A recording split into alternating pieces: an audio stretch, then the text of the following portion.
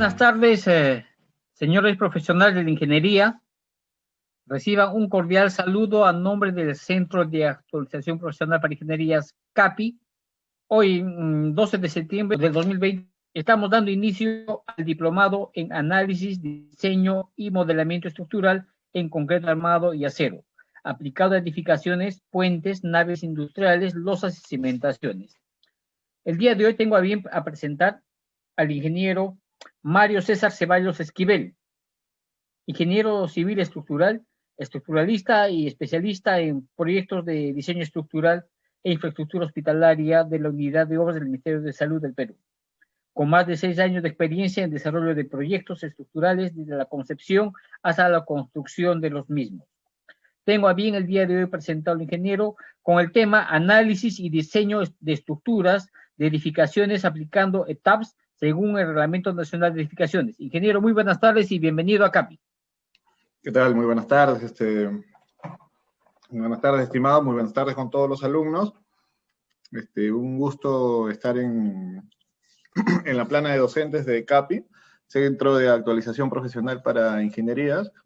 En esta oportunidad, pues, tenemos la presentación del curso Análisis y Diseño de Edificaciones aplicando ETABS. Soy ingeniero civil, actualmente cursando la maestría en estructuras en la Pontificia Católica del Perú. También estoy laborando en la unidad de obras del Ministerio de Salud en la construcción de hospitales de nivel tipo 3, nivel tipo 2.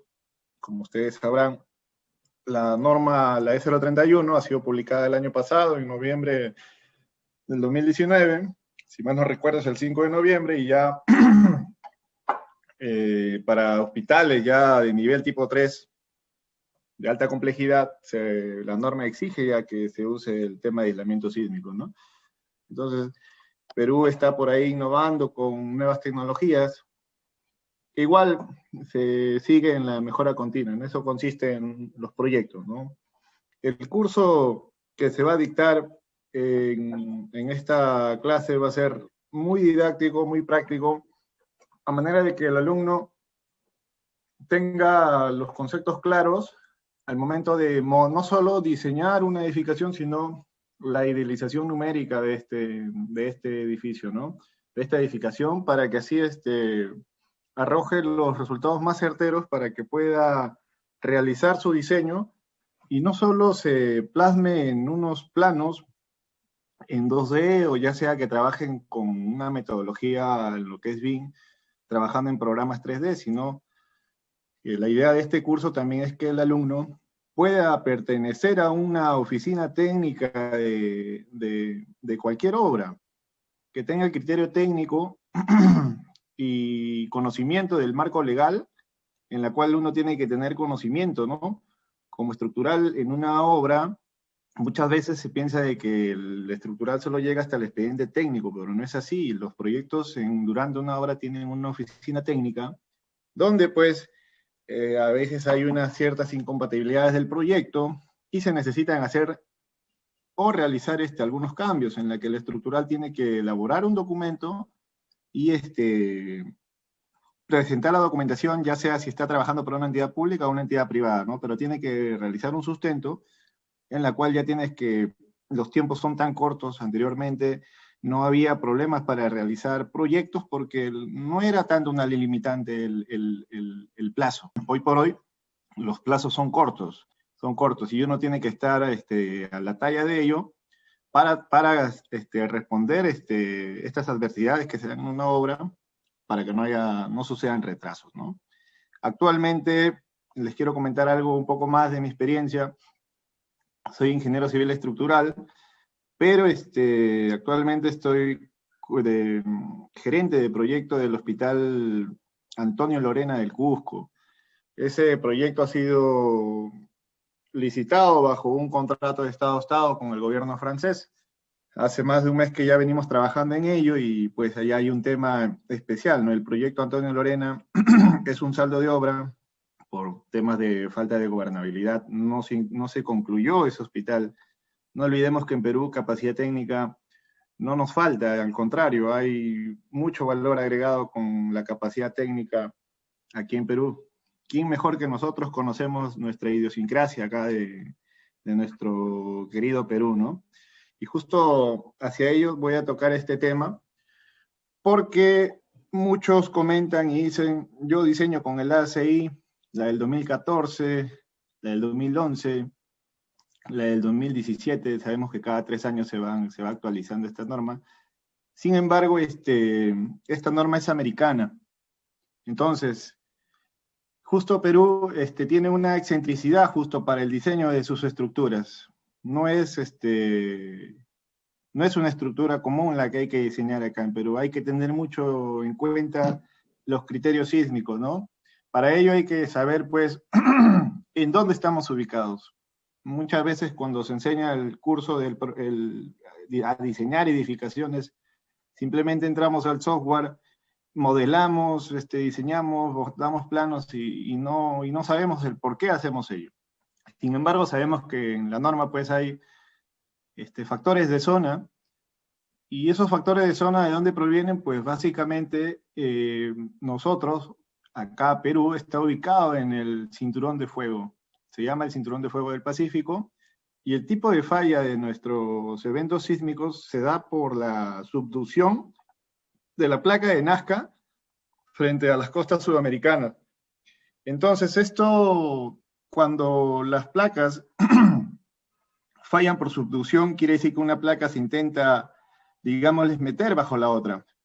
Y eso dispara una gran cantidad de energía en la cual se va a disipar en el nivel cero de la Tierra, ¿no? Y ahí es donde nosotros encontramos a las edificaciones. Entonces, la edificación le llega una aceleración, el cual justamente para esa aceleración nosotros diseñamos para una porción de esa aceleración. Porque se imaginan diseñar una estructura para resistir la fuerza completa de un sismo, imagínense, saldría una mole, ¿no? Es por eso que hoy por hoy hay criterios sísmicos, hay tipo de modelos estructurales, pórticos, tubales, muros estructurales de utilidad limitada. Sin embargo, todos esos sistemas estructurales tienen un nivel de falla. Sin embargo, cuando ya usas el tema de aislamiento sísmico o disipadores, ya sean disipadores por plastificación de metales, como los de Sherling-Bosso, ¿no? Los famosos SLB, ya están, me parece, en su 7ª o 8ª generación, o ya sea por aisladores triple péndulo fricción, aislamiento con aisladores de goma. Hay infinidad de sistemas de disipación. El año pasado hubo un congreso, vino a la Cámara de Comercio, me parece, no, por el Ministerio de Educación, perdón, Ministerio de Vivienda, trajo las empresas chinas en las cuales se hicieron exposiciones, y ellos tienen un gran avance con el tema de aislamiento sísmico, ¿no? El tema de aislamiento sísmico, acá en Perú tenemos la idiosincrasia de las hacemos desde el nivel 0 o no las hacemos. Entonces, en Japón y China ya están aplicando el reforzamiento de estructuras, aplicando aisladores en un 2º piso, en un 3er piso tranquilamente, tan solo para disipar energía, ¿no? Claro. Son años de investigación que ellos nos llevan por delante, ¿no? Y eso también se resume en esto, pues, ¿no? Que nuestra filosofía actual de diseño es un diseño basado en fuerzas, ¿no? Si nos damos cuenta, cuando nosotros diseñamos, hacemos cumplir un análisis de derivas y luego terminamos diseñando una viga y nada más, ¿no? Que esté en función a cargas, a rigidez, a desplazamientos, rotaciones, fuerzas. Y eso es un diseño por resistencia, ¿no? Eso es un diseño de la filosofía actual de la norma E060. Sin embargo, ya hay muchas metodologías de diseño en las cuales, en la cual me tocó desarrollar mi tesis, por ejemplo, que es el análisis pushover, ¿no? O análisis por desempeño. Hay bastantes técnicas de diseño, pero sin embargo la E060 esa es una de las deficiencias de la que presenta nuestra norma de diseño, ¿no? Sin embargo, está dentro del marco legal, y nosotros como profesionales ya tenemos una firma, firmamos unos planos y tenemos que tener como referencia ello, ¿no? Como mínimo cumplir con los parámetros mínimos de nuestras normas legales que tenemos, ¿no? El Reglamento Nacional de Edificaciones. Dentro de ella, pues, las estructuras, ¿no? La E020, que es de cargas, la E030, el tema sísmico, la E031, aislamiento sísmico, ¿no? Y demás. Pues en la universidad ustedes también se habrán dado cuenta los elementos de la ingeniería estructural, ¿no?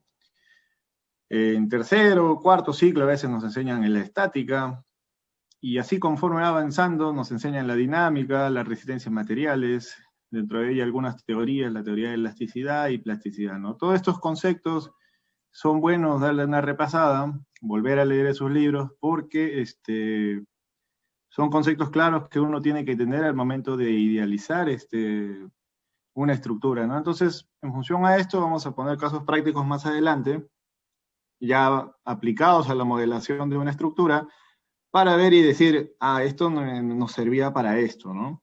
Y darle utilidad a los conocimientos previos que cada uno de ustedes ha adquirido en su centro universitario, ¿no? El programa que vamos a usar, pues, para la modelación y diseño de las estructuras va a ser el programa ETAPS o ETAPS. El 2018 es el que actualmente tengo instalado. Les recomiendo que se descarguen también el ETAPS. No importa el año, la verdad. Si desean, se instalan la 2016, la del 2018, si es que tienen una buena laptop. Pero no el 2015. El 2015 tiene ciertas fallas. Del 2016 hacia arriba sí les recomiendo, ¿no?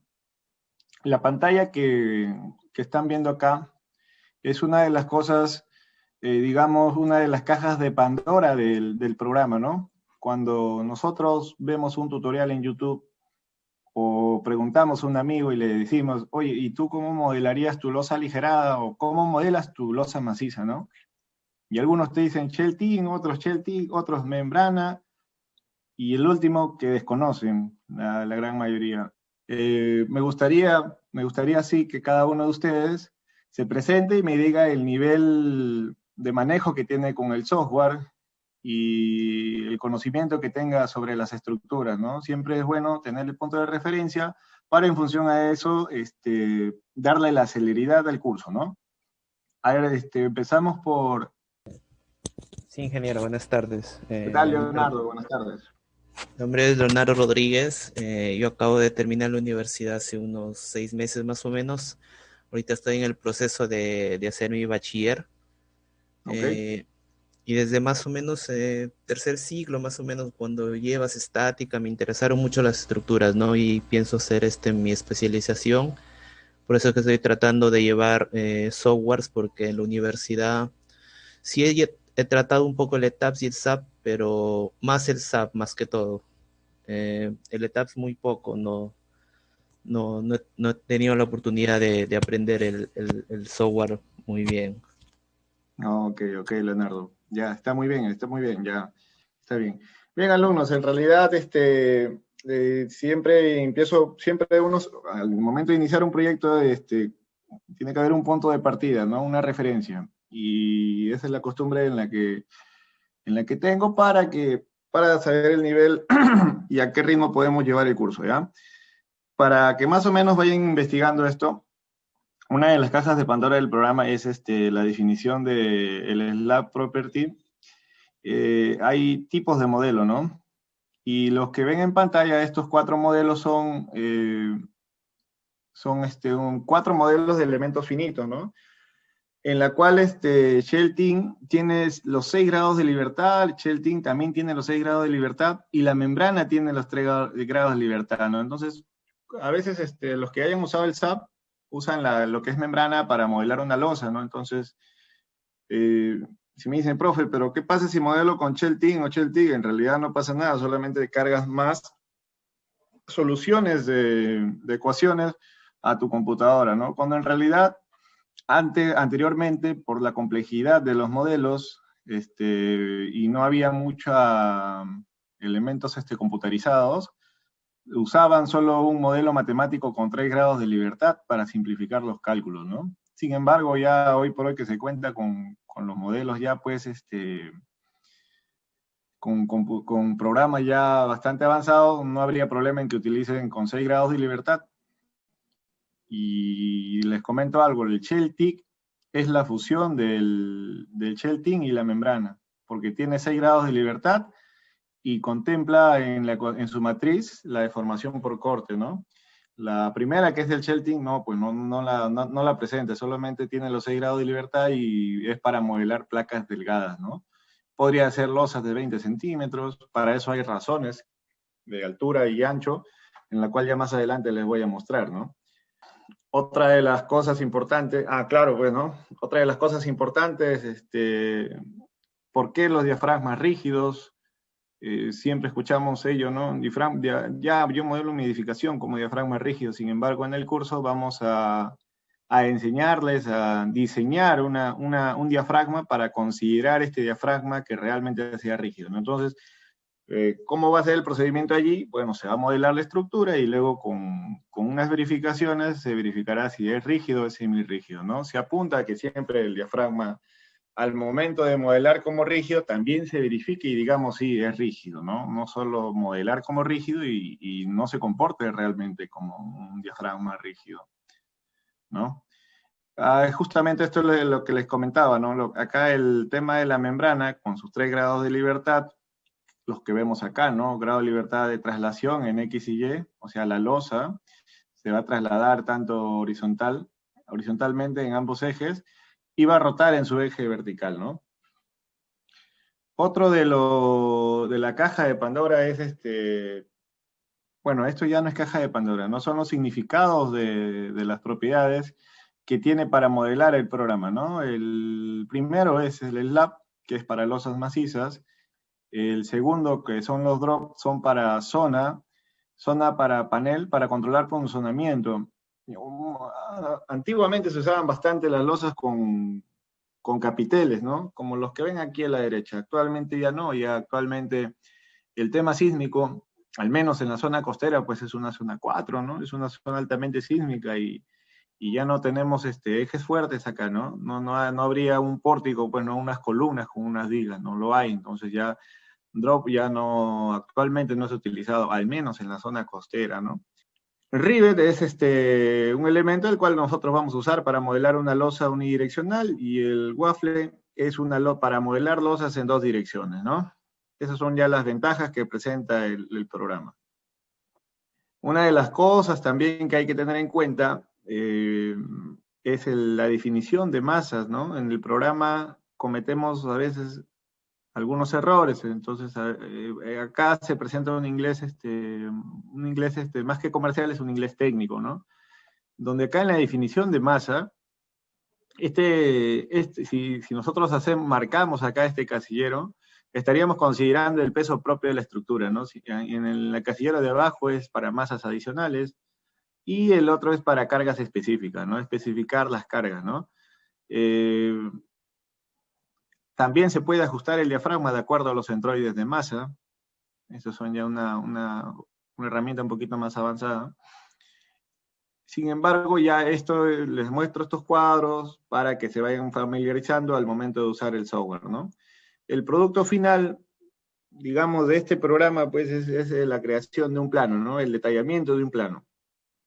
Para detallar un plano, hay que tener mucho criterio y también, pues, hay que diseñar y llevarlo a un plano, trasladarlo tal y como se ha modelado en un modelo estructural, ¿no? Y yo he revisado cantidad de planos, pues, en donde modelan una estructura sin considerar los muros y al momento de hacer los planos colocan todos los muros, ¿no? Y muchas veces sin aislarlos.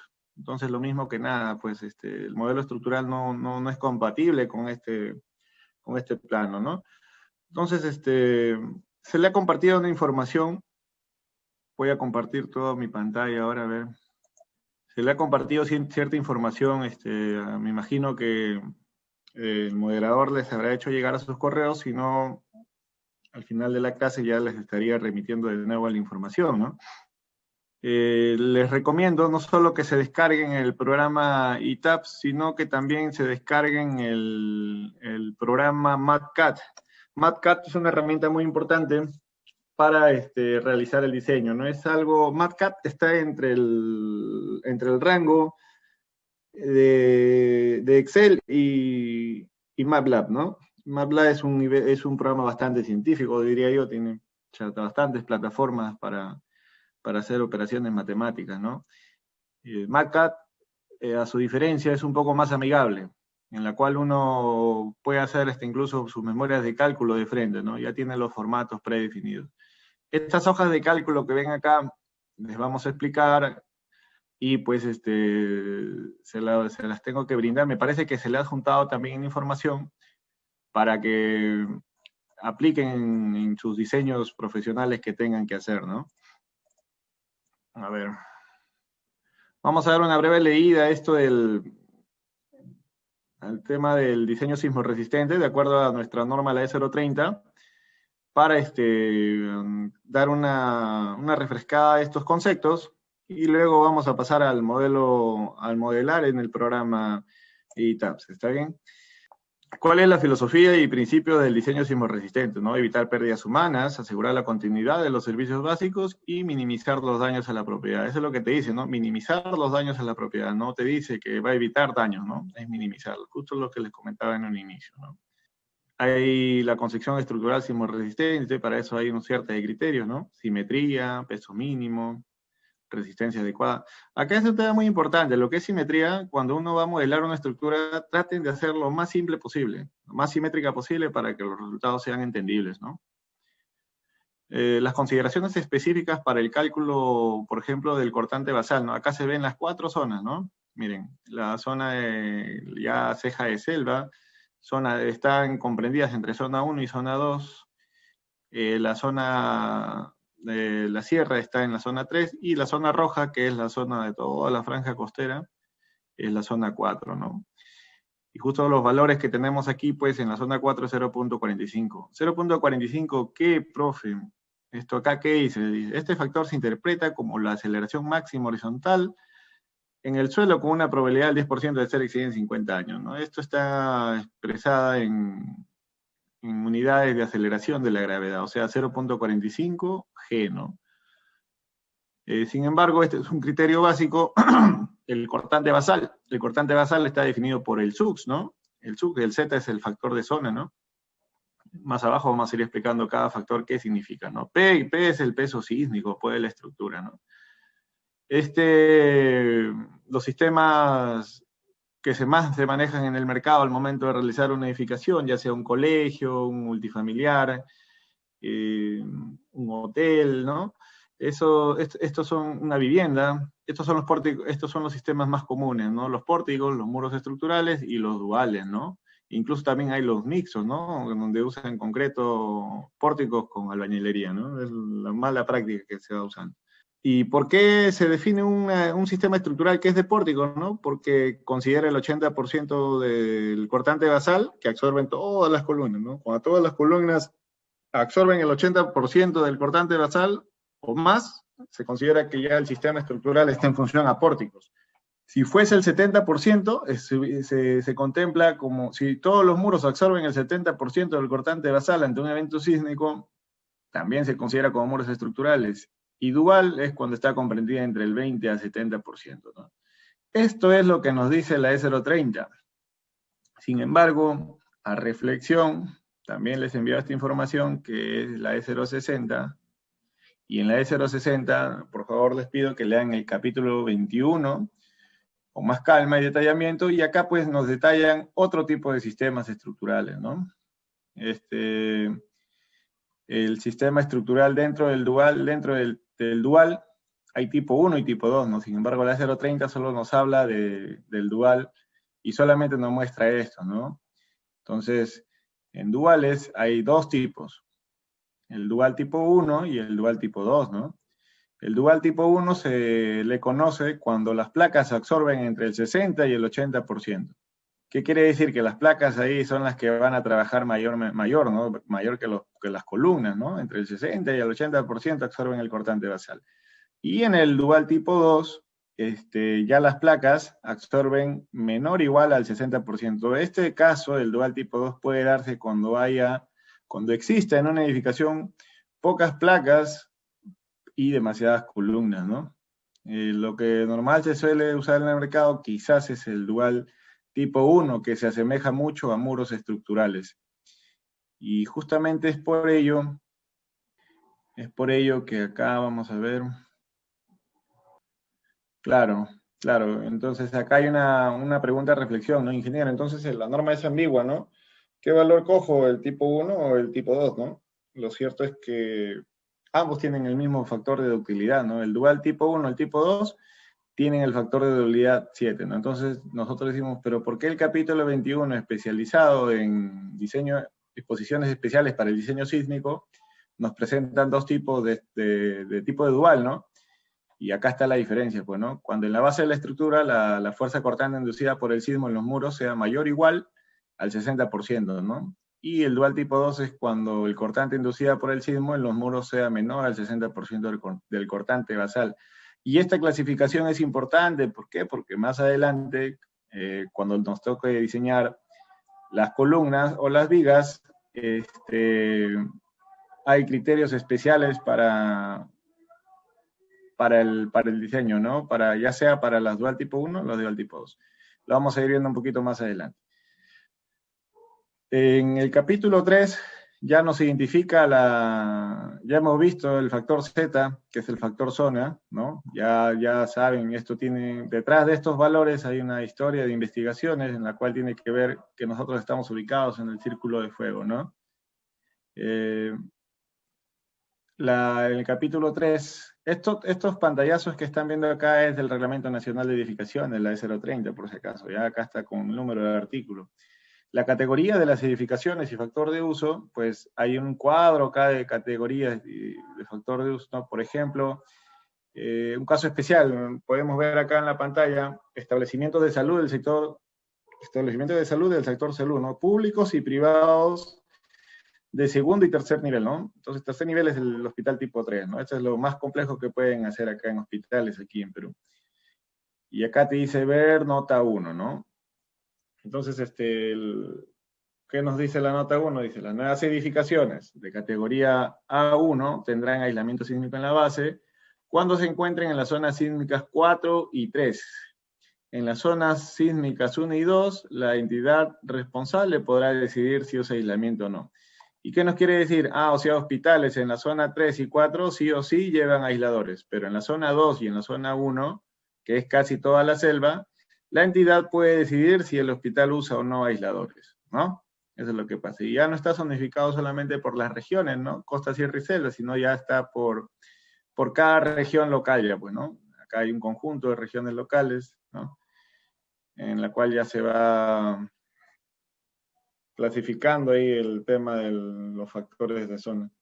¿Y qué es lo que normalmente, usualmente diseñamos? No son la categoría que está aquí, ¿no? Entonces, cuando nosotros sacamos nuestro SUX, nuestro cortante basal, normalmente diseñamos edificaciones comunes, ¿no? Tales como viviendas, oficinas, hoteles, restaurantes, depósitos, instalaciones industriales. Esto es importante para quien tiene interés desarrollando instalaciones industriales, y acá es uno nada más, ¿no? El factor de edificación. ¿Y qué es una edificación importante? Bueno, creo que me parece que acá están, donde se concentra gran cantidad de personas, ¿no? Teatros, estadios, coliseos, centros comerciales, centros penitenciarios, etcétera, ¿no?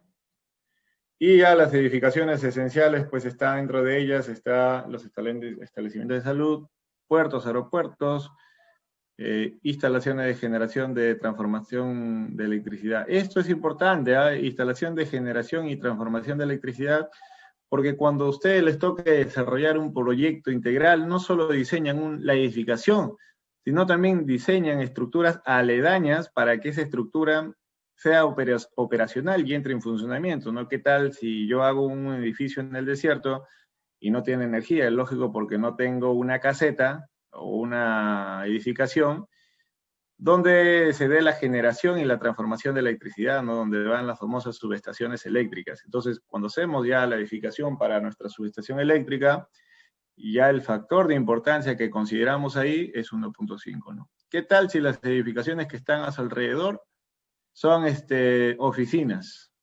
Sin embargo, la edificación que contiene a la subestación eléctrica tengo que diseñar con 1.5, ¿no? Estos conceptos hay que tenerlos claros.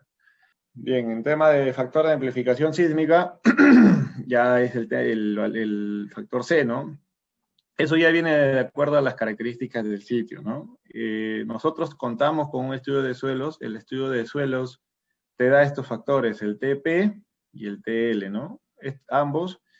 Y nosotros, pues, hay un periodo que es calculado de acuerdo al numeral 4.54, en la cual estimarlo antes de haber modelado la estructura es complicado. Entonces, hay una forma de calcular este periodo en función a la altura y al sistema estructural, ¿no?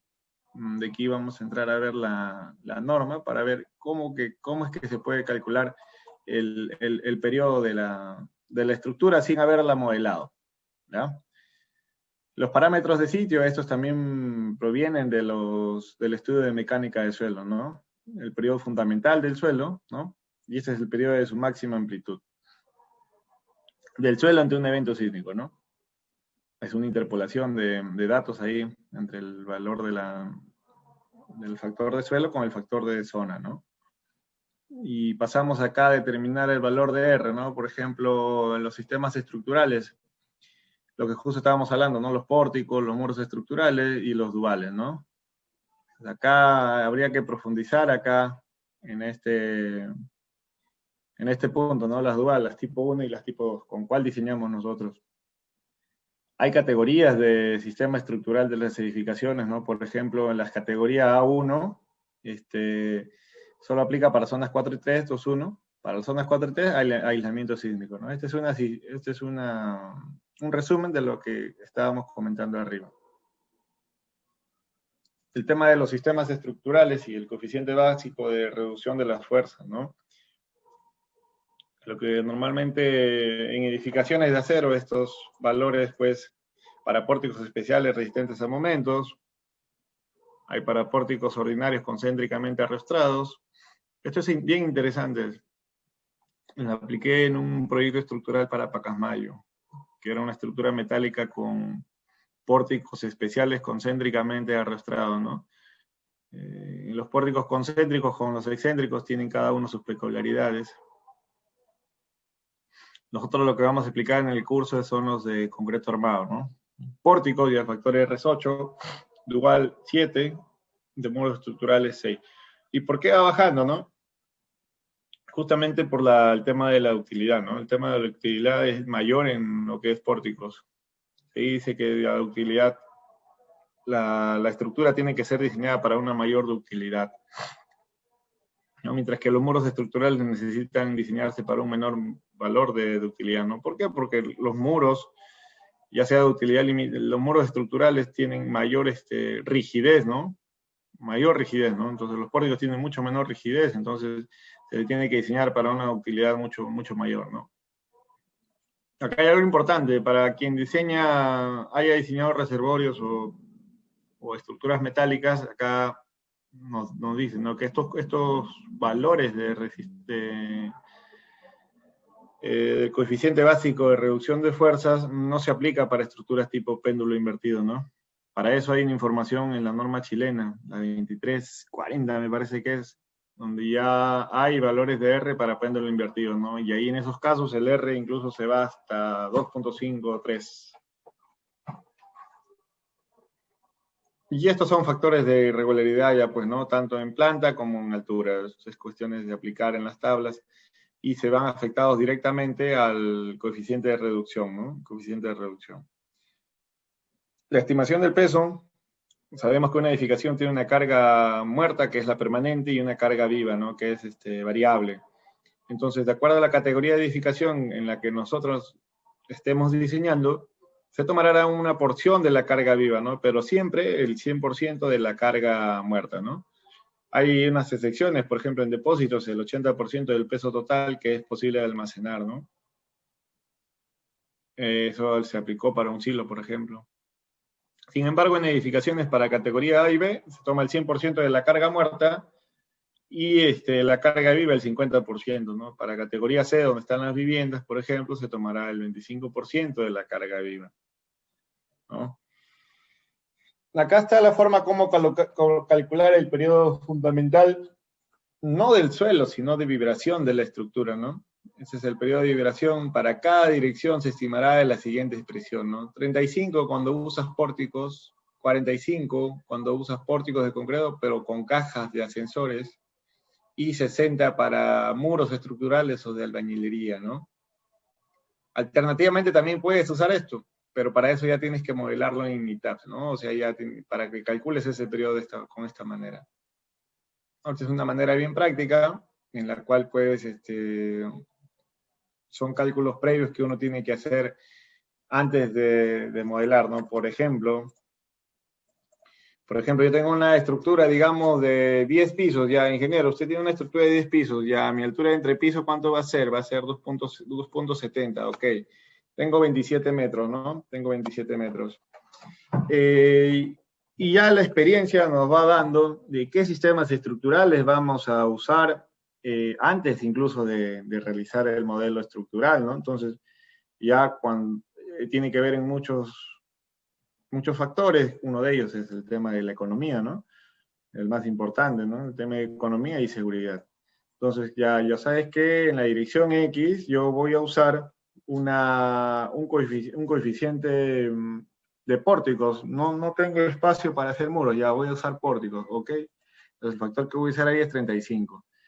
Entonces, mi periodo, ¿por quién viene dado? O sea, mi periodo que va a estar en segundos va a estar calculado de la siguiente manera, ¿no? 27 metros entre 35. Estos son cálculos gruesos previos que se dan de la estructura, ¿no? Entonces ya digo, mi estructura que tiene 10 pisos, en esa dirección X va a tener 0.77 segundos va a ser su periodo. Entonces, y lo mismo tendría que hacer para la dirección Y, ¿no? Digamos ya, para la dirección Y. Para la dirección Y ya voy a hacer albañilería, ¿no? Voy a hacer un tipo igual. Ya el valor va a ser 60. Entonces, en esa dirección Y, el valor adecuado para el periodo de la estructura sería 0.45, ¿no? Y con esos valores yo puedo entrar en esta tabla de acá para calcular el factor de C, ¿no? El coeficiente de amplificación sísmica. Entonces, si el periodo fundamental del suelo es 0.60, el periodo fundamental del suelo, en este caso, para esta edificación de 10 pisos de pórtico de concreto armado, estaría 0.77 y es mayor a 0.6, ¿no? El TL, digamos, asumamos que es 1.2, estaríamos en este caso, ¿no? Estaríamos en el segundo caso, ¿no? El periodo de la estructura estaría dentro del periodo fundamental del suelo y la máxima amplitud del suelo, ¿no? En eso consiste. Y ya el factor de C no va a ser 2.5, sino va a ser 2.5 por el valor del periodo fundamental del suelo entre el periodo de la estructura, ¿no? Entonces, y así, de acuerdo a esta ecuación que vamos a ir desarrollando, ¿no? Sino que así es la forma como se va a ir aplicando la E030, ¿ya? Lo que les estaba explicando era para el análisis estático, sin embargo, también cuando se diseña una estructura se tiene que realizar ambos diseños, el análisis dinámico, ¿no? El análisis estático me parece que solo contempla hasta 45 metros de altura, ¿no? La aceleración espectral, es muy parecida al coeficiente basal, pero ya está expresada en unidades de la aceleración de la gravedad, ¿no? Hay criterios de combinación, lo que vamos a usar nosotros es usando la combinación cuadrática completa de los valores, ¿no? La gran pregunta, ¿no, ingeniero? ¿Y con qué fuerza realiza el diseño de mi estructura, no?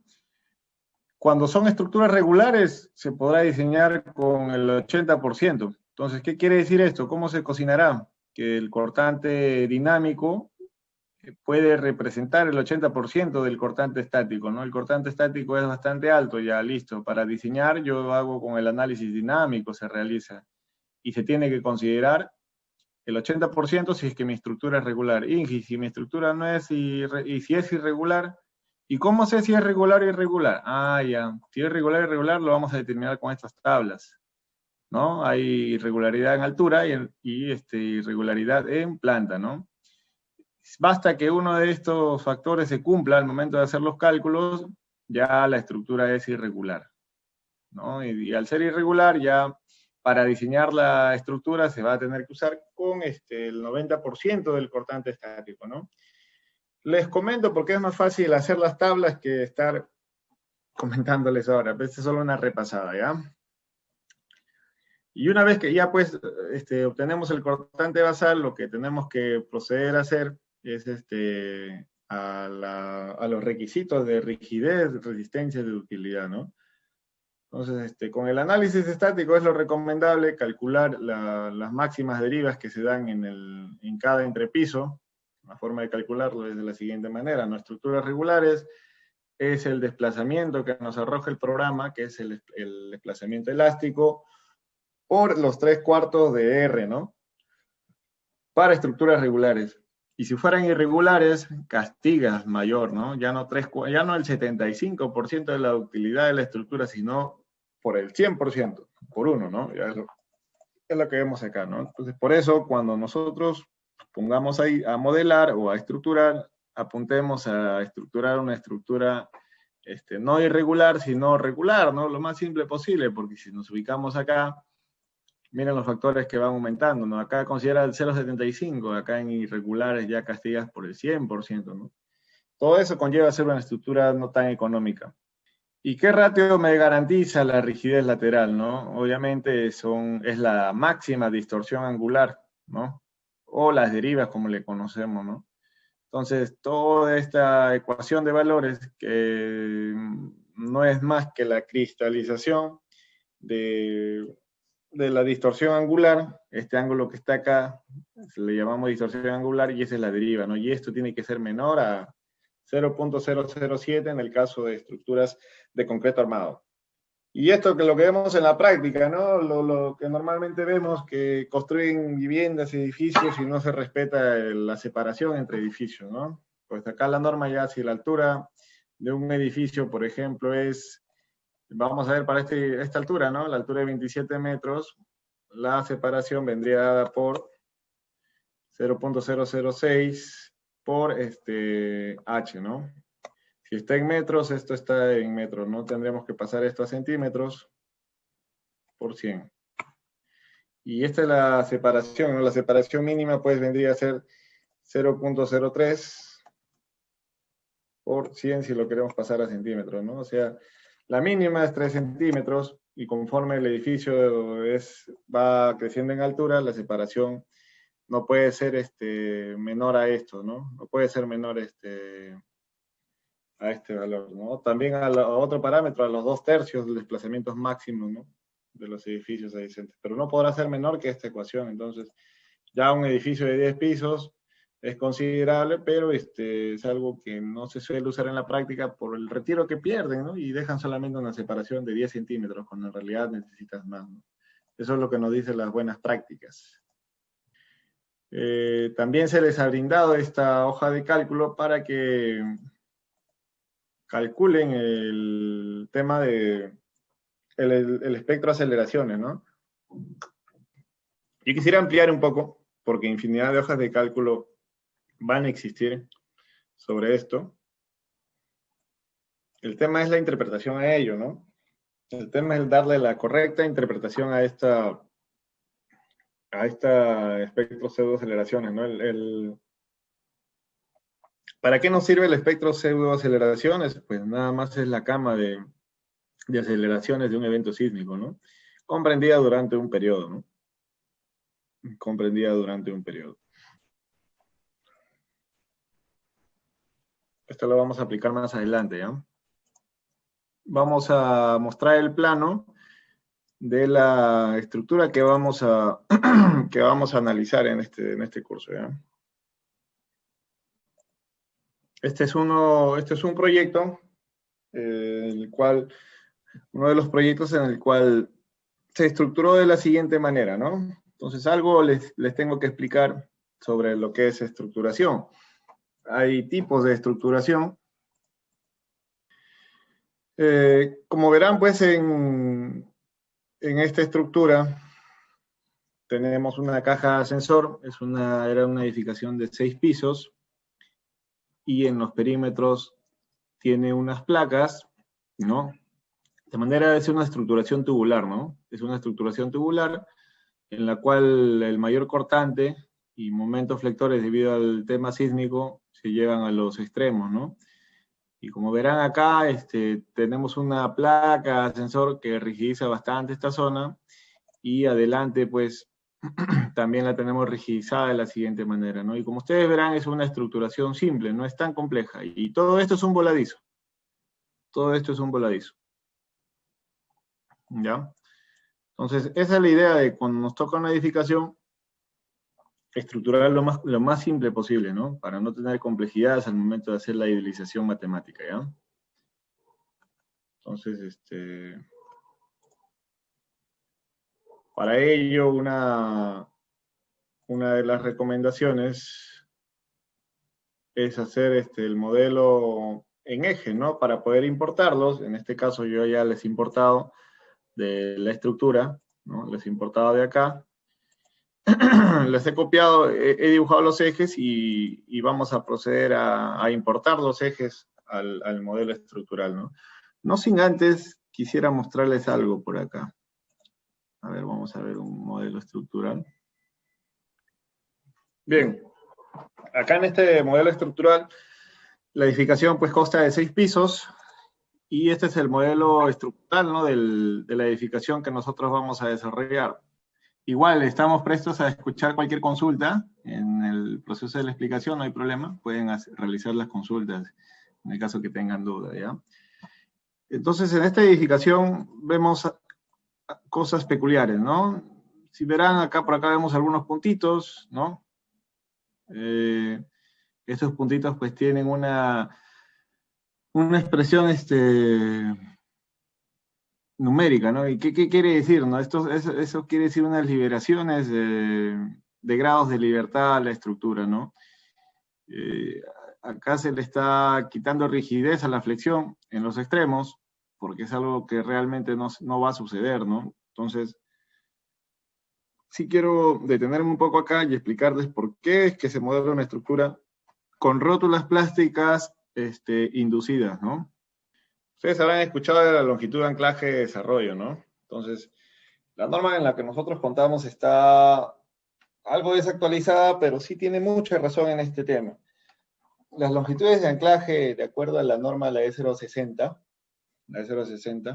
y acá, pues, para varillas superiores, para las varillas superiores, para que se considere este nudo empotrado de la viga hacia la columna, tiene que tener una longitud de desarrollo mínima, ¿no? Una longitud de desarrollo mínima, en la cual lo podemos ver en esta tabla, ¿no? Son los ganchos estándar de la norma peruana E060. Para varillas de 4.200, para la afluencia, ¿no? Las varillas comerciales, 4.200 kilogramos por centímetro cuadrado. Ya si nosotros en nuestras vigas, y eso te lo dice en la experiencia, para colegios normalmente en vigas, pues usas varillas de 5 octavos y de media. Entonces, para considerar esta viga empotrada a esta columna, o ya sea una placa, nos vamos al caso más desfavorable, y miren, una varilla de 5 octavos necesita, para un concreto 210, necesita 35 centímetros como mínimo la longitud de desarrollo, ¿no? Más el recubrimiento, que son columnas 2.5 centímetros, o 4 centímetros, tenemos ya que la columna por lo menos tiene que ser 35 más 4, 39, ¿no? 40 centímetros tiene que tener este ancho, ¿no? Y muchas veces no contamos con esos anchos. Las justas nos dan un ancho pues de 25, 30, entonces ahí ya no se puede considerar el nudo empotrado, un nudo rígido, ¿no? Entonces, ¿qué hacemos nosotros? Si no es un nudo rígido, pues simplemente liberamos el nudo, ¿no? Y se libera de la siguiente manera. Esas son consideraciones que uno tiene que tener al momento de idealizar el modelo. ¿Por qué? Porque miren, cuando realizamos el análisis estructural ya no consideramos empotrado en esos nudos, ¿no? Vamos a ver qué resultado nos arroja. Como veremos acá, si tranquilamente vemos los momentos flectores, ¿no? Vemos que en las esquinas ya no se concentran esfuerzos, ¿no? Sin embargo, si consideramos empotrados, sí absorben cierta cantidad de esfuerzos, ¿no? Como lo que vemos acá, esfuerzos negativos. Acá sí se puede porque la viga está empotrada en esta placa, pues, ¿no? De la caja del ascensor, pero acá no. Entonces son excentricidades que uno vamos a tener en cuenta al momento de hacer el modelamiento, ¿ya? Bien. El tema, por ejemplo, si como podemos ver, el tema de las losas aligeradas, ¿no? Es una losa aligerada de... A ver, vamos a ver, es una de las propiedades de esta losa aligerada, ¿no? Está modelada como una membrana y con el formato Riven, ¿no? ¿Qué significa esto?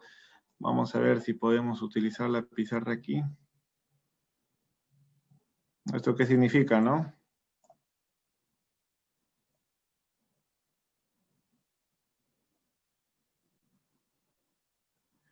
Cuando quieran modelar sus losas aligeradas, ¿no?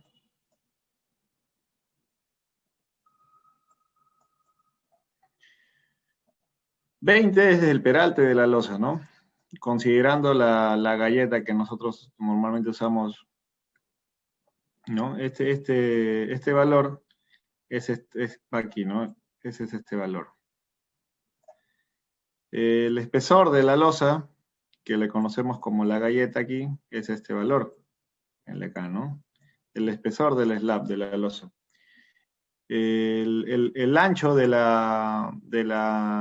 nervio de la vigueta, top es arriba, pues, ¿no? Entonces acá nos está preguntando por este ancho. Es este valor, pues, ¿no? Y bottom nos está preguntando por este valor, el valor de abajo. El espesor del alma de la viga, o de la vigueta. Y el espaciamiento de los nervios, ¿no? El espaciamiento de los nervios viene dado por esta distancia, ¿no? Vamos a poner otro color acá. De eje a eje, ¿no? Entonces, eso es lo que estamos representando al momento de ingresar estos números acá. Esta geometría la colocamos en esta siguiente tabla, ¿no? De la siguiente manera.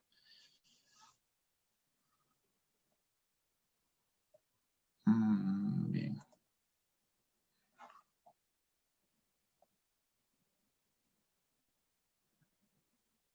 Como estamos en un curso básico, ¿cómo representamos un concreto 210?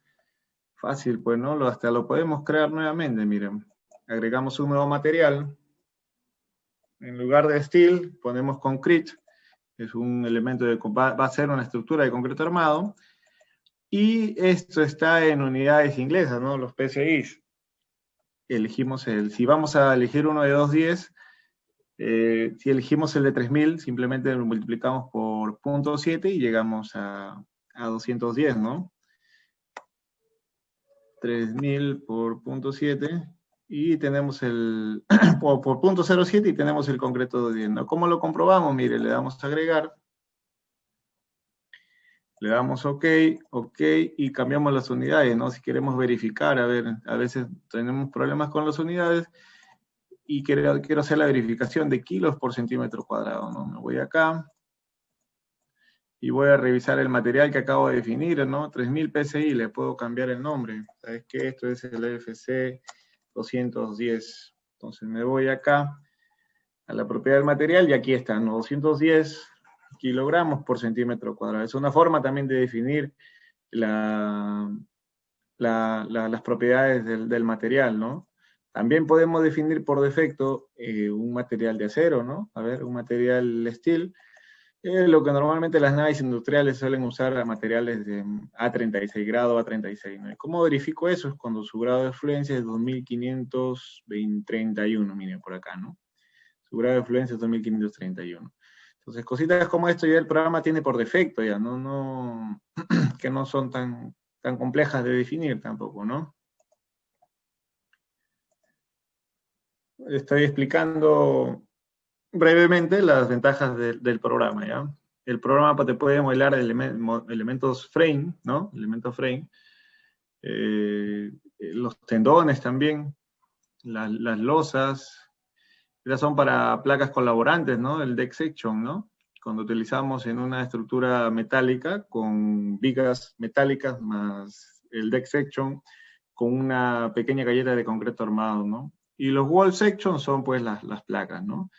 Todos estos son elementos finitos ya predefinidos para modelar el tipo de estructura que tengamos, ¿no? Anteriormente solamente había un solo modelo, ponte por acá salía un elemento shell y nada más. Entonces uno ya tenía que castigar con las restricciones a cada elemento, ¿no?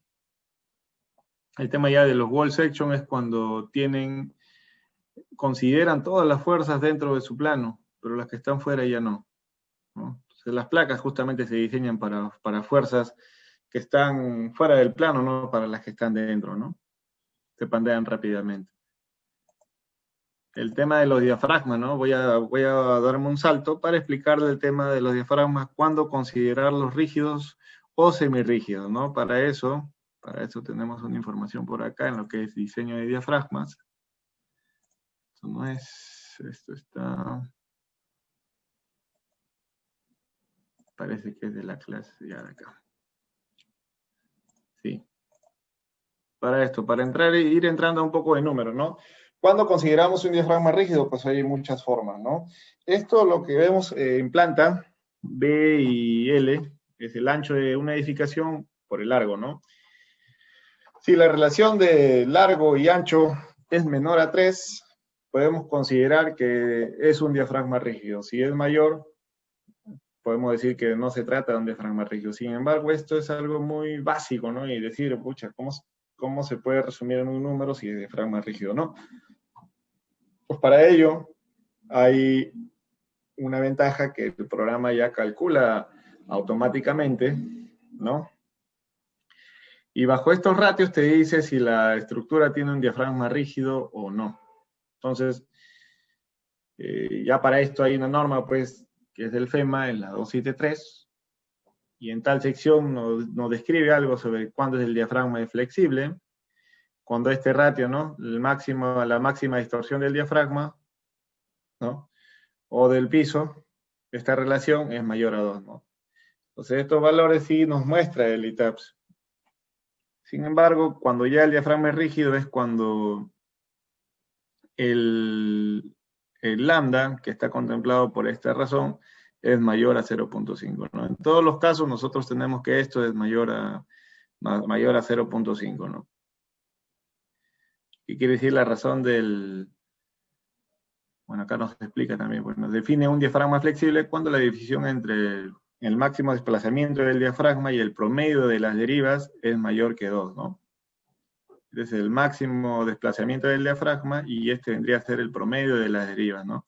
Si esto es mayor a 2, ya es un diafragma flexible, ¿no? Si este es mayor a 0.5, es un diafragma rígido. Por acá tenemos algunas formas, ¿no? Normalmente no tenemos las edificaciones rectangulares, también hay en forma T, en L, en U, ¿no? En cruz. Entonces acá ya nos explica algo de cómo diseñar por ahí un diafragma que sea rígido, ¿no? Cuando viene el evento sísmico por aquí, nos vemos acá la distribución de cargas, ¿no?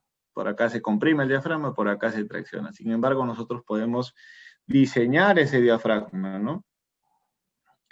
Acá en la imagen amarilla mostramos un diafragma rígido, ¿no? Esto es lo que nosotros idealizamos cuando colocamos un diafragma rígido.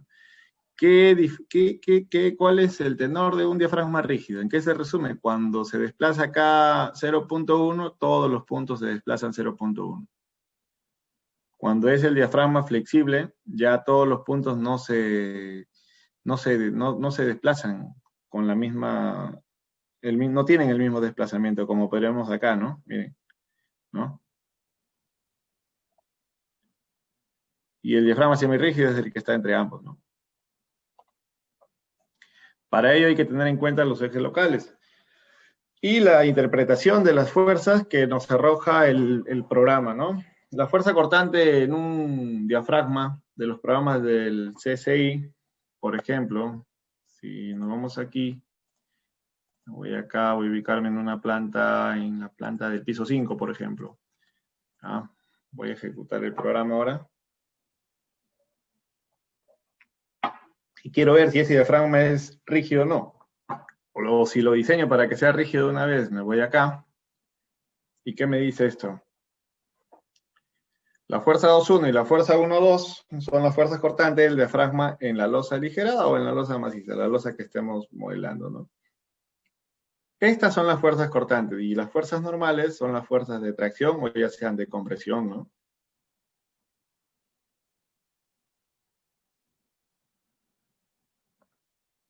Entonces, si yo quiero ver las fuerzas axiales, ya sea de compresión o de tracción, primero tendría que ver el F1.1 y el F2.2, ¿no? Entonces, para ello, me voy acá y coloco una fuerza sísmica, bueno, la fuerza sísmica ya se ha tenido que definir,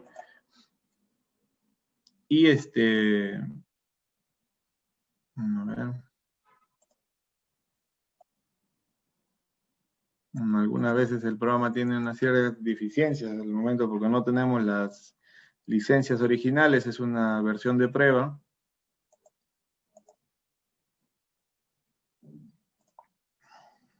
Bueno, quizá el modelo actual tal vez tiene algún problema, ¿no?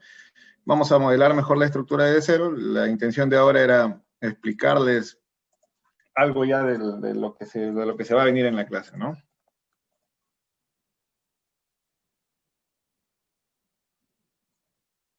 Entonces, este diseño de diafragmas rígidos lo hemos presentado en el programa MATCAT, también tenemos en Excel, por si acá no llegan a instalarlo, y lo tenemos aquí, ¿no? La norma peruana no tiene el diseño de diafragmas rígidos, por ejemplo.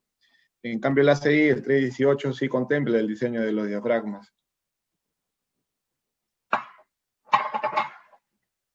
Entonces, para diseñar un diafragma tenemos que tener en cuenta las fuerzas axiales y las fuerzas cortantes que se dan en esta losa, ¿no?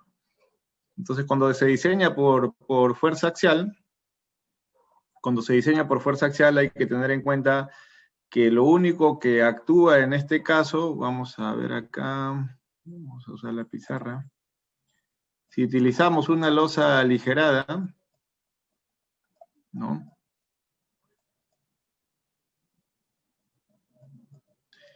Nosotros acá tenemos un acero por temperatura, ¿cierto? Entonces ese acero por temperatura es el único que resiste la fuerza axial, ¿no? Entonces, este acero por temperatura se recomienda que ya no se coloquen las varillas o el alambre número 8, sino se coloquen ya varillas corrugadas, ¿no? Ya sean de 8 milímetros, de 6 milímetros, ¿no? Lo que sea necesario. Estas se diseñan, no se colocan solo por temperatura, ¿no? Lo que solemos hacer o lo que se suele hacer, es que tenemos el espesor de galleta que es 5 centímetros, ¿no? 5 centímetros. Y la cuantía mínima de una losa aligerada por temperatura es, pues, la cuantía mínima, a ver si recordamos, de un elemento, de una losa, o de una zapata, es el 0.018, ¿no? Entonces, si tenemos estos dos valores y analizamos una franja de 100 centímetros, o de 1 metro, ¿no?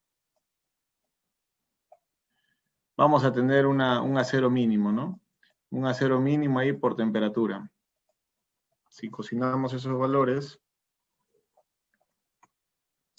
y tenemos que es 0.9 centímetros, ¿no? 0.9 centímetros cuadrados por metro, ¿no? Entonces, de acuerdo a eso, y usa una varilla, una varilla por temperatura de 6 milímetros corrugada, ¿no?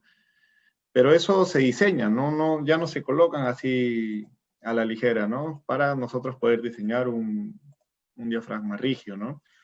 En este caso, usando varillas de 6 milímetros, 4.200 kilos por centímetro cuadrado, el grado de la fluencia en un concreto 10 de una losa, hay un espesor de losa de 5 centímetros,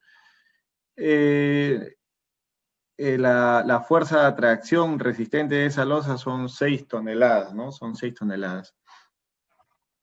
Y cuando se hace la verificación, acá, bueno, nos dice, la fuerza axial en el diafragma de la losa aligerada con espesor de 5 centímetros es el caso más desfavorable, ¿no? Porque las losas macizas ya pues ya no se hace con el espesor de T5, sino vendría a ser T20 centímetros, ¿no? Por el espesor de la losa.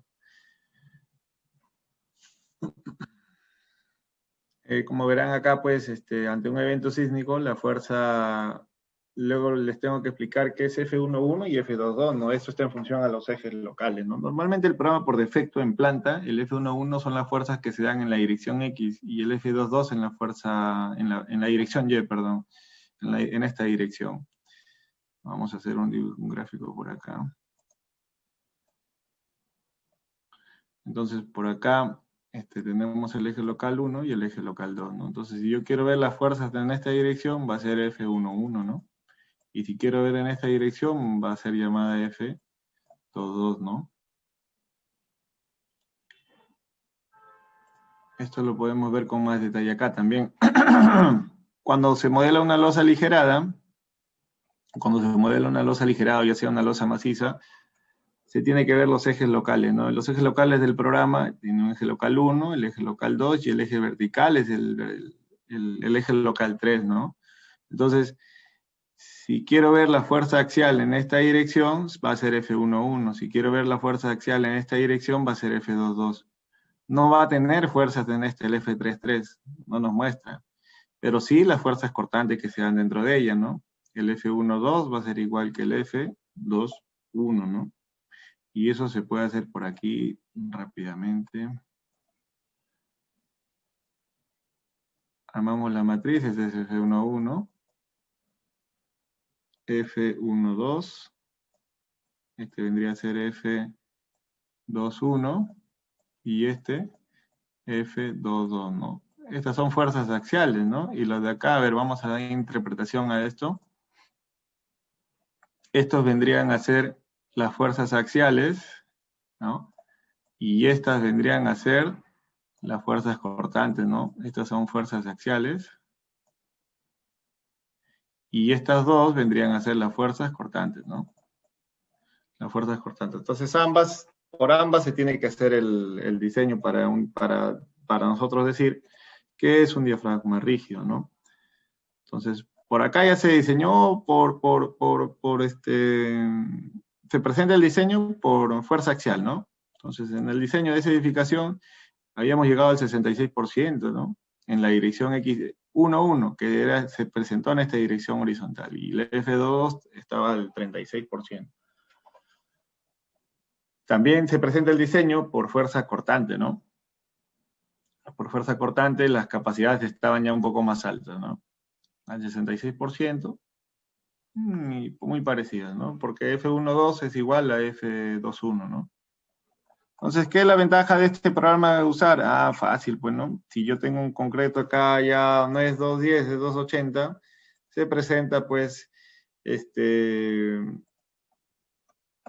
comento que no es tan directa la influencia del cambio de concreto para el diseño de diafragma rígido, sino más de las varillas, el espesor, el área de la varilla que uno usa, ¿no?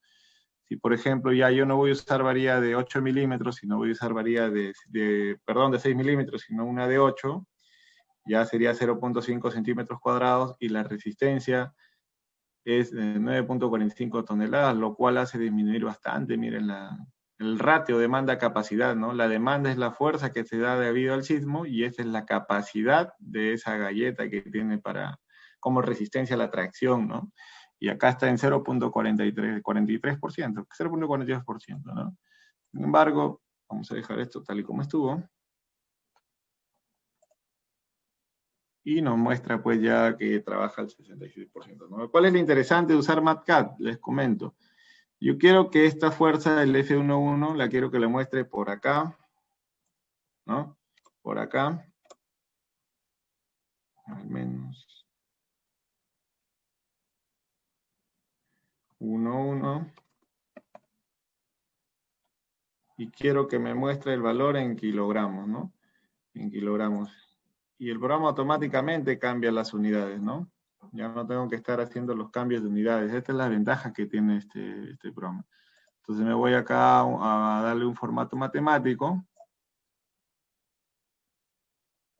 de decimales y sabemos que 4 toneladas es equivalente a 4.000 kilos, ¿no? Se multiplica por 1.000 nada más, ¿no? Ya quiero hacer algo,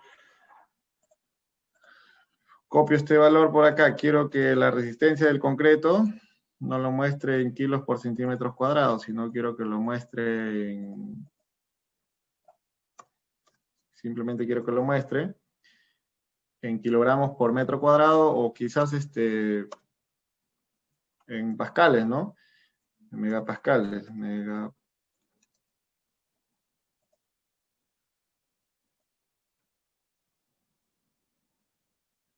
¿No? Y me cambian las unidades automáticamente, ¿no? Cambia las unidades automáticamente el programa. Esa es la ventaja de trabajar con MATCAD, el cual yo les podría recomendar, porque yo tengo mis memorias de cálculo con este programa, ¿no? Entonces, cuando ya ahí ya se presentan las memorias de cálculo, ya no hay complejidad, ¿no? Simplemente ya ingresan sus valores y tendrán que imprimir, ya adjuntan sus memorias de cálculo, ¿no? Por acá tengo otros modelos de memoria de cálculo, por ejemplo, de diseño de vigas, me parece. A ver. Entonces, por ejemplo, una de las ventajas que tiene es hacer las iteraciones aquí, ¿no? Nosotros sabemos que el valor de beta, 0,75, esté en función a la resistencia del concreto armado, ¿no? Si nosotros usamos un concreto armado de 210, el valor ya va a ser 0,85. Ah, profe, pero ¿qué tal si tengo un proyecto que la resistencia es 350? Ah, ya. Eso obviamente va a ser, va a ir bajando, ¿no? ¿Se acuerdan que esto iba a ir bajando 0,05? Pero ¿cómo lo calcula el programa, no? Miren, estas iteraciones ya, si tengo un concreto 420, a ver, ¿qué pasa? 0,75, ¿no? Entonces, ¿cómo calcula el programa esto? Se hace una pequeña programación chiquita y se guarda y se muestra el valor, ¿no? Entonces, acá, si es que están interesados en aprender un poquito de programación, es el valor de beta, que está en función a la resistencia del concreto. Uno puede ingresar sus condiciones, ¿no? Si es que el concreto está entre 175 y 280, el beta es 0,85. Sin embargo, si el concreto está entre 280 y 560, hay una ecuación para calcular el beta, ¿no? Que va disminuyendo en porciones de 0,05. Y lo mismo va a pasar si es que es mayor a 560. Si es que es mayor a 560, este valor tiene que ser 0,65, ¿no? Entonces, ¿qué tal si acá le pongo pues 600, ¿no? 600. Ya el valor que debe arrojar acá es 0,65, justo las condiciones que uno está dando, ¿no? Entonces vamos a dejar en un valor amigable, que es lo que conocemos, es el 210, ¿no? 210 está comprendido en nuestros valores, 0,85, listo. Entonces, ya no tienen necesidad de hacer tantas iteraciones, ¿no? Hay una formulita para calcular el área de acero con el momento actuante de la viga, donde calculamos pues el área de acero, ¿no? Y nos muestra las cuantías mínimas, las cuantías que estamos usando y la cuantía máxima que no debemos pasar, ¿no? En este caso, mira, tenemos ya que hemos sobrepasado una cuantía máxima, ¿no? Y debe ser porque ha sido un ejemplo hipotético, me parece que acá hemos tenido la resistencia de 420, ¿no? Y cuando estamos con esta resistencia, ya cumplimos dentro de los parámetros, ¿no? De ductilidad más que todo. Esta es la curva de transición con los factores de resistencia, ¿no? Ya sea de que estén diseñando un elemento por flexión, ¿no? Que puede ser una viga o una columna, ¿no? Entonces, por acá también hay otro tipo de condiciones, de programaciones que uno le va haciendo al programa, ¿no? Para ver qué falla tiene esta estructura, ¿no? Entonces, esta verificación de este factor de resistencia, acá nos muestra la ecuación, ¿no? Para para elementos que tienen espirales, se usa la ecuación que está aquí. Sin embargo, para elementos que tienen estribos normales, los rectangulares, se utiliza esta ecuación. Entonces, esto te determina el tipo de falla, ¿no? De acuerdo a una deformación unitaria del concreto, es 0.003, bueno.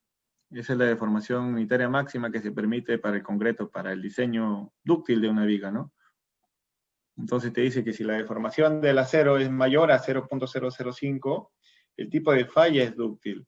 Si es que está dentro de estos valores, el tipo de falla es transición. Si fuera la falla dúctil, automáticamente usamos el factor de resistencia 0.9 por tracción, ¿no? Es lo que normalmente la norma te muestra. La norma te muestra, vamos a ver acá, me parece que está acá, a ver. esta información se les he brindado y te muestra los valores de los factores de reducción el factor de reducción de resistencia, ¿no? Y te dice, flexión sin carga axial, 0.90, ¿no? Entonces, eso no siempre se cumple. El tipo de falla, si fuese dúctil, si usa 0.9. Pero ¿qué tal si está en transición? ¿Qué tal si la ductilidad del acero del último nervio, o sea, ¿qué estamos calculando ahí? A ver.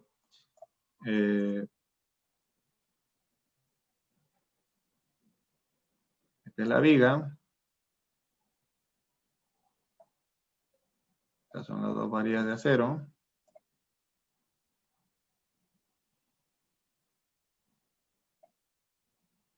Ustedes saben que esta porción se comprime. Viene por acá.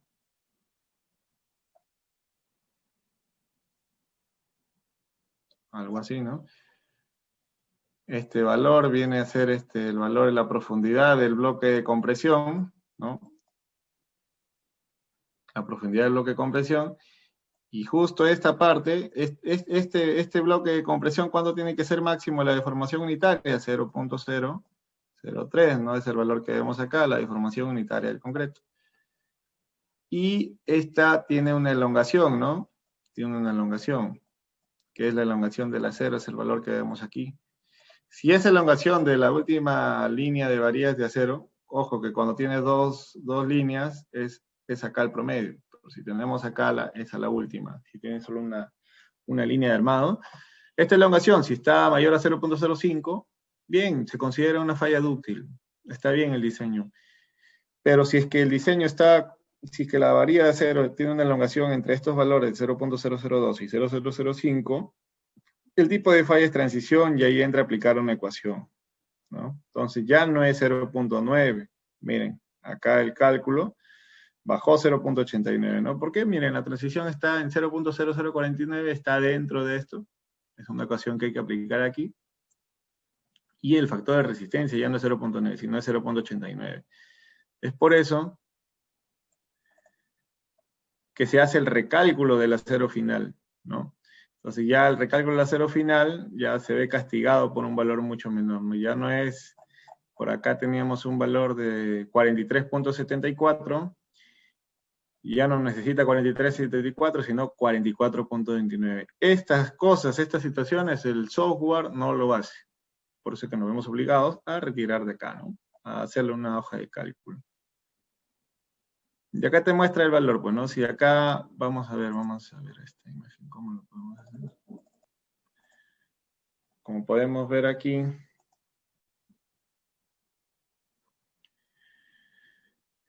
este rango, de aquí hacia la derecha, si la elongación del acero es 0.05, se utiliza ya el techo que está aquí, que es 0.9, ¿no? Si estamos en zona de transición, no es más que la ecuación de una pendiente, se aplica esta ecuación, ¿no? Pero si ya la elongación del acero no es tan dúctil, quiere decir que la sección está controlada por compresión, ¿no? Y el valor que vas a usar es 0.65, ¿no?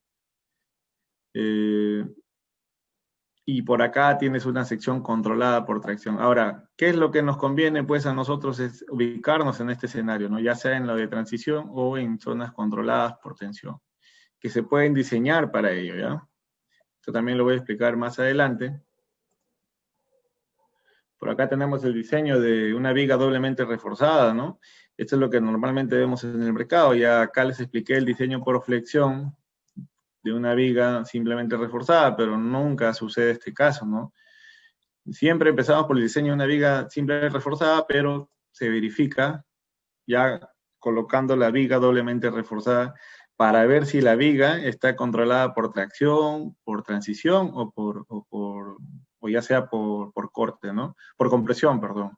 Entonces, cuando ustedes hagan este diseño, no se queden con este diseño. Este diseño lo pueden usar quizás para el centro de una losa aligerada, ¿no? Porque el centro de una losa aligerada, si mostramos por acá una viga, un par de vigas, y ustedes habrán visto que el armado de una losa aligerada, pues, tiene una varilla de acero positivo, y por acá le colocan el acero negativo, ¿no?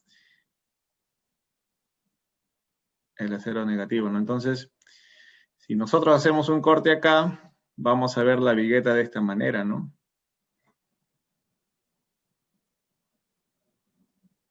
Vamos a ver la vigueta de esta manera, vamos a ver solo la varilla de cero aquí, ¿no? Ponte que ya el diseño me diga, ya sabes que necesita una varilla de 3/8. Yo solo voy a ver acá, entonces ya esta viga es una viga simplemente reforzada, ¿no? Pero ya si yo quiero hacer una viga sísmica, ya le voy a hacer un corte a esta viga. Y a esta viga si la saco por acá, ya va a tener un armado inferior mínimo y quizás un armado superior mínimo también, ¿no? Entonces ya acá, ¿qué tengo que hacer? Ya no estoy en este caso, ya tengo que irme al caso de diseñar una viga doblemente reforzada, ¿no? Que no es más que el producto del diseño de una viga simplemente reforzada, ¿no? Entonces, igual acá se colocan las propiedades geométricas de la viga, y tanto geométricas como mecánicas, la resistencia al concreto, la afluencia al acero. Se tiene que tener en cuenta el modo de elasticidad del acero, 2.1 por 10 a la sexta, ¿no? ¿Qué pasa si yo no quiero en kilos por centímetro cuadrado, lo quiero en toneladas, ¿no? Me voy a toneladas y le digo por metro cuadrado. Y automáticamente cambia las unidades y sin problema, ¿no? Ya acá se ingresan datos, no se diseña, se ingresa datos para la verificación. Entonces hay una altura, un peralte 60, el área de acero inferior, el área de acero superior, el ancho de la viga y el peralte superior de este paquete de barras de acero, ¿no? Por acá están las mismas ecuaciones para calcular el beta, de acuerdo al concreto que se va usando. Y por acá sí les quiero mostrar algo interesante. Para el diseño, la verificación de una viga doblemente reforzada, hay una serie de iteraciones que se tiene que hacer. Y se hace, si esto lo hacen en un Excel, es una tabla de datos inmensa. Pero si se hace una programación en MATCAD, llegan al valor de la profundidad del bloque de compresión, es lo más complejo calcular acá, ¿no? Esta es la profundidad del bloque de compresión. Entonces, bajo esta ecuación de iteraciones, calculamos el bloque de profundidad de iteraciones, ¿no? Se afecta por el factor beta y calculamos el valor de A. Tenemos el valor de A y el valor de C, ya nosotros podemos calcular la elongación de las varillas de acero tanto superior como inferior. Y podemos ver qué tipo de falla tenga esa viga, ¿no? Entonces, si es mayor a 0.05, se usa el valor de 0.9 y la viga pues es dúctil, ¿no? Ahora, cuando ya tenemos vigas doblemente reforzadas, esa viga sí o sí tiene que ser controlada por tracción. Si este factor, la elongación de la varilla de acero, sale menor a 0.05, la sección no está dominada por tracción y tendríamos que rediseñar, ¿no? No te da opción como acá en este diseño por flexión simple, ¿no? Donde ya, pues, si es que el valor no es 0.9, puedes irte con el diseño y ya no afectarlo por 0.9, sino la resistencia del concreto por 0.89. Para doblemente reforzadas, ya no nos permite hacer eso ya. O la diseñas que sea la sección controlada por tracción o no. ¿Por qué? Porque estas vigas son sísmicas, ¿no? Y al ser sísmicas, ¿qué te conviene una falla? Una falla, pues, dúctil, ¿no? Una sección controlada por compresión ya es una falla frágil, y eso es lo que nosotros no debemos conducir, ¿no? Entonces, acá está la expresión numérica de si el tipo de falla es por tracción, por corte o por compresión. ¿Ya? A ver si es que alguno de ustedes desea participar o tenga alguna pregunta, por favor, no duden en participar, ¿eh? Me gusta que las clases sean con bastante iteración. Entonces, para mañana, por favor, que vamos a tener clase, les pido, por favor, que de acuerdo al plano que se les ha pasado, de acuerdo al plano que se les ha pasado, me parece que es el de acá, estructuración importar, a ver. Bueno, sí, este es el proyecto, se había realizado la estructuración ya. Este es el plano que se les ha pasado, ¿no? le dan una revisada. La estructuración consiste en colocar solo 4 plaquitas acá, una placa al fondo, una columna central nada más, una caja de ascensor, y todo esto es un volado, ¿no? Va a ser un volado de 2,55 metros, se va a diseñar las vigas que están en voladizo. Este es un entramado. Lo que vemos acá es una losa aligerada, una losa maciza. Se decidió colocar toda esta zona como losa maciza para que se comporte como un diafragma rígido, ¿no?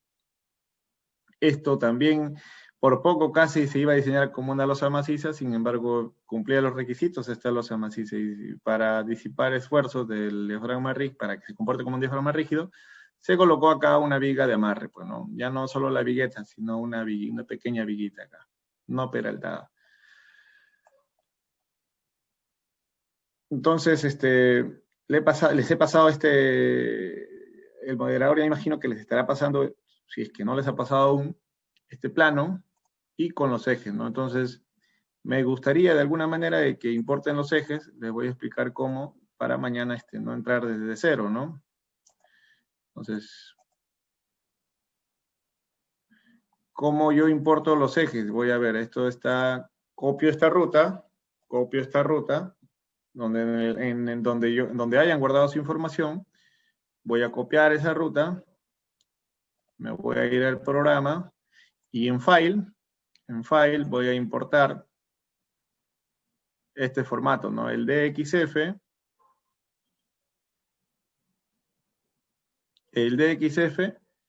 File for Plan, ¿ya? Entonces, hacemos clic aquí,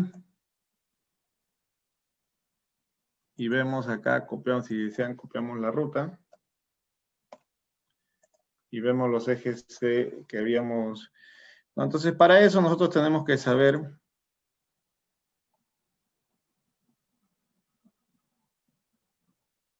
cerramos el modelo para que no tenga problemas al momento de importar.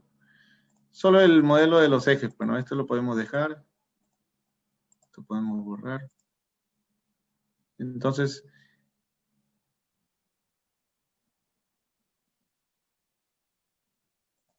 esta no es esta opción, perdón, es la función de importar, y es esta opción.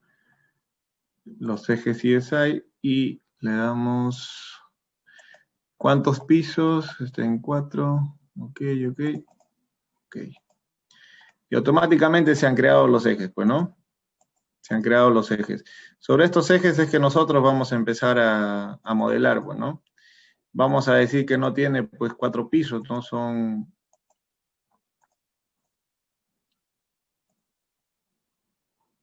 6 pisos,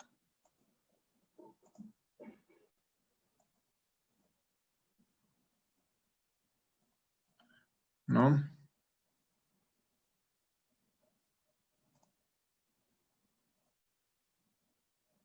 Y sobre estos ejes nosotros ya vamos a empezar a hacer el modelamiento de la estructura, ¿no? Previa definición de las secciones, del material, ¿no? Y luego se va a empezar a graficar estas columnas, las vigas y todo eso, ¿no? Por hoy ha sido alguna consulta sobre la clase, alguna duda, algo sobre el alcance que se requiera para mañana. Por favor. Bien, ingeniero Mario, agradeciendo su participación y sobre todo toda su experiencia en el tema de ingeniería estructural. Creo que el día de mañana los alumnos van a tener todo este material a su disposición, sobre todo toda la información va a ser remitida a sus correos electrónicos, el cual les va a permitir en lo que queda de la tarde poder revisarlos detenidamente, así como también poder hacer la tarea que le está dejando y poder el día de mañana, 9 de la mañana en punto, creo con una base ya con lo hecho el día de hoy, podamos desarrollar el trabajo de diseño estructural aplicando el programa Etapas. Sí, la idea es que ya se les comparte el material para hacer el diálogo, no solo estar hablando yo, sino también que los alumnos participen ya que vengan preparados para el día de mañana con la información que se les está brindando, ¿no? La información que se les está brindando no solo son PDF, sino también ya están ahí las memorias de cálculo, para ir explicándoles cómo es que se usan, ¿no? Para su uso profesional. Ingeniero, yo una consulta. Vamos Sí, a Leonardo. trabajar en sistema métrico, porque para poder importar primero tenemos que configurar la hoja, creo. ¿Te refieres al momento Configurar de los hacer la... sistemas de medida. Sí, Ya. No, pero si en AutoCAD uno tiene definida en qué unidades está trabajando, por ejemplo, mira, en AutoCAD yo los ejes les he dibujado en metros. Si tú lo dibujas en metros, no hay problema. Mira, si tenemos la distancia de aquí a acá, esto es 3.16 metros, ¿no? Entonces, si yo me voy al programa y voy a importar estos ejes, simplemente le doy OK y guardo el modelo, lo guardo. Ya automáticamente me voy a la planta 1. Y esto tendría que medir lo mismo que mide en el AutoCAD, ¿no? Hago clic acá y mira, mide 3.2522, ¿no? Ese es lo que están viendo en el plano, ¿no? No hay necesidad de hacer la configuración. Esa es una de las ventajas automáticas que tiene el programa, ¿no? Ya, listo. Sí, mira, la opción que se tiene que usar es la de acá. Es acá, las grillas arquitectónicas, ¿ya? Vamos a hacerlo de nuevo, por si acá hay que una duda. Lo que pasa es que a mí me sale en gris el, la opción, Mm. o sea, no me deja activarlo, mejor dicho. A ver, mira, ahora está el programa, le damos acá, utilizamos la última opción y acá le dejamos en unidades métricas, ok, Ya, dejamos la hoja en blanca, le damos ok y tenemos ahí, automáticamente tenemos la hoja en blanco. Luego nos vamos a File, importamos las grillas arquitectónicas y abrimos el archivo. Entonces, en nuestro AutoCAD, si los ejes hemos definido con bueno, en este caso he definido con los ejes SI, ustedes les pueden colocar otro tipo de nombre a ese layer y simplemente le dan OK. Chancamos este modelo, si en este caso es el mismo, y ya automáticamente se crearon mis grillas, ¿no? Entonces ya no tendría por qué haber problema. Las verifico, me voy acá a modificar y le digo que me muestre pues por espacio, ¿no? Y acá están, miren, entre la grilla 1 y 2, 3.25, entre la grilla 2 y 3, 1.73. Y esto está en metros, pues no acá está, miren, el espacio. claro. Otra pequeña consulta, nos va a facilitar las hojas de cálculo del MATCAD, o sea, como Y para poder ir revisándolo más o menos. sí, en la información que se va a colgar en la nube o les van a enviar a su correo, sí, el programa que les recomiendo que usen es el MATCAD y les estoy brindando pues esas hojas de cálculo, ¿no? Sí, eso se está compartiendo, no hay problema. Y ojo, a mi tendencia y a donde voy a trabajar o donde voy a enseñar, yo comparto esas hojas de cálculo porque dentro de la gestión de algún proyecto hay un término que le llamamos difusión, y es la difusión del conocimiento, ¿no? Y mientras más ingenieros estructurales hay en el mercado, es mucho mejor. ¿Por qué? Porque eso significa desarrollo, no solo profesional, sino desarrollo para nuestro país. Mientras más personas conozcan de este conocimiento, ante un evento sísmico que Dios no quiera, pero que siempre existe la probabilidad, ya nuestras ciudades o regiones o nuestro país no tenga tanto atraso, ¿no? Porque saben que ante un evento sísmico y la vulnerabilidad de las casas con las cuales han sido construidas antiguamente, pues, y sin tener conocimiento previo alguno, ha habido un gran derrumbe, pues, ¿no? Entonces, ¿qué es lo que pasó en Ica, ¿no? En Tacna? Son ciudades que han vuelto a empezar desde cero, ¿no? Y eso es impacto económico hacia una nación, ¿no? Y eso es lo que no se quiere realmente. Justamente necesitamos ser más y esta información sí tiene que crear difusión, ¿no? Bajo ciertos criterios. No se preocupen por eso. Está pasando la información completa. Correcto, ingeniero. Nosotros también compartimos la información y todo el conocimiento que usted indica, que la información que usted ha hecho para compartir, difundir y sobre todo aplicarse en todos los ámbitos de la ingeniería, ya que la información, cuanto más personas tengan a su alcance y lo apliquen, desarrollaremos, creo, una cultura de ingeniería actualizada y con los conocimientos justamente que estén en la vanguardia. Muchas gracias, ingeniero, por su participación, ingeniero Mario, y a todos los estudiantes, participantes y profesionales los invitamos al día de mañana, domingo a las 9 de la mañana, para dar inicio a la siguiente clase de análisis, diseño de estructuras, verificaciones aplicando etapas. Ingeniero Mario César Ceballos Esquivel, muchísimas gracias. Muy buenas tardes. A ustedes. Muchas gracias. Encantado. Que tenga buenas tardes. Para todos los participantes, agradeciendo su participación, les agradeceré nos remitan un correo a informes@capi.com.pe para poderle remitir la información y el material académico del día de hoy, así como también coordinar el tema de su inscripción en el diplomado que estamos dando inicio de análisis y diseño y modelamiento estructural de concreto armado y en acero. A nombre de CAPI, que tengan muy buenas tardes y agradecidos por su participación.